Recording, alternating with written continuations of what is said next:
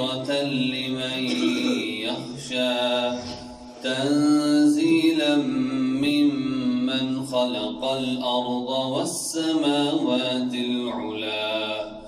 الرحمن على العرش استوى له ما في السماوات وما في الأرض وما بينهما وما تحت الثرى وإن تجهر بالقول فإنه يعلم السر وأخفى الله لا إله إلا هو له الأسماء الحسنى وهل أتاك حديث موسى إذ رأى نارا فقال لأهلهم كثوا إني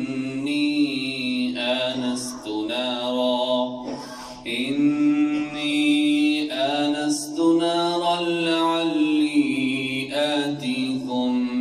منها بقبس أو أجد على النار هدى فلما أتاها نودي يا موسى إني أنا ربك فاخلع عليك إنك بالوادي المقدس طوى وأنا اخترتك فاستمع لما يوحى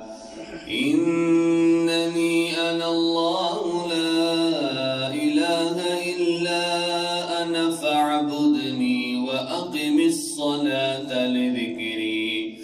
إن الساعة آتية أكاد أخفيها لتجزى كل نفس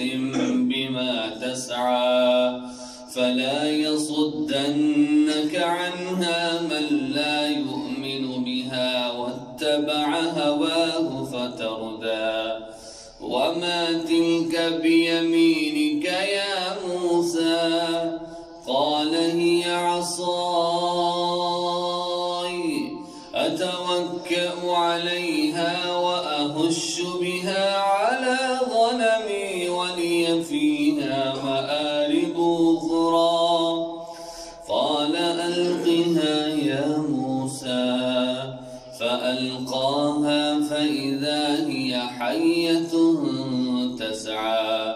قال خذها ولا تخف سنعيدها سيرتها الأولى واضمم يدك إلى جناحك تخرج بيضاء من غير سوء